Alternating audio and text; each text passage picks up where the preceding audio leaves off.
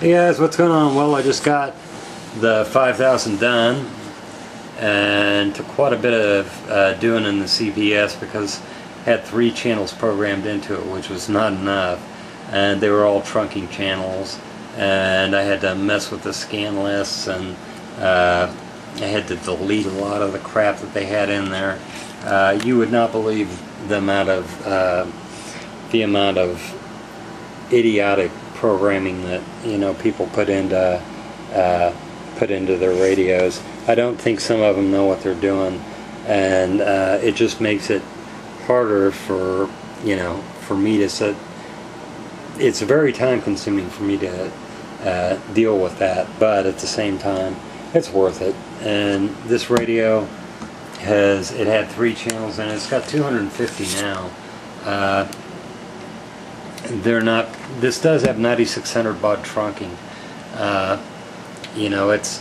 It's alright, I guess, Turn this up a bit. But it does have 9600 baud trunking, and let's see if I'm on the, yeah. Shut. But anyway, check. But it works fine. Took the CPS fine. Check. Works fine. Took the CPS fine.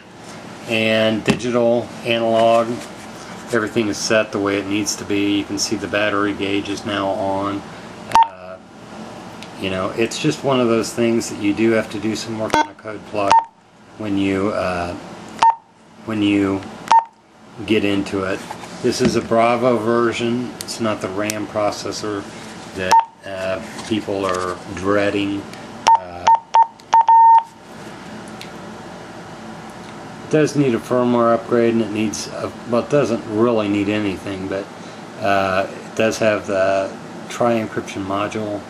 I'm going to have that removed. I'm going to sell that, and with that I'm going to go ahead and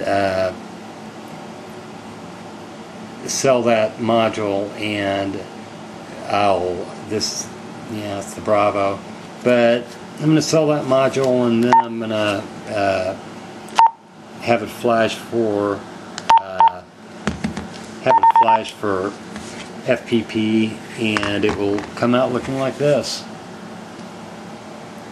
And this is the intrinsically safe radio. Right now I've got nuisance delete on the emergency man down.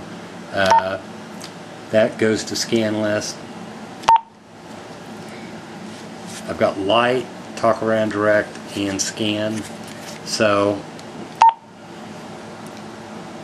it's a very good radio all the way around. Damn it. It is intrinsically safe. But on any intrinsically safe radio, you have to have that certified every so often, and it has to be done by, I believe, a Motorola dealer. I could be wrong, but I don't think so. It does need to be certified. But this is an R version, and it'll make a good Q split. Brand new Moto Turbo antenna on it. The antenna that came with it wasn't bad, but at the same time, I'm running low on my card time, and I'm running low on patience, so I've got a lot of stuff going on, and I'm just trying to get some chargers ready to go.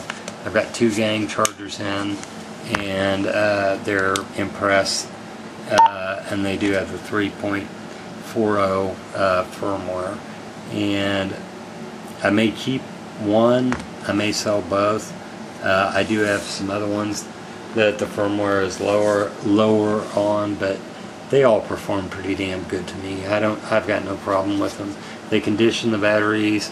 If they're impressed batteries, they'll condition them, and if they're not impressed batteries, they will not condition them. So you need to keep that in mind. And if you want conditioning on a non-impressed battery, you need to go with like the iCharger. Motorola does make a charger, but it's kind of a crappy charger, and it's hard to use, and it looks really archaic. But anyway, yeah, good 5000 there, good Model 2. and it'll make a good Model 3.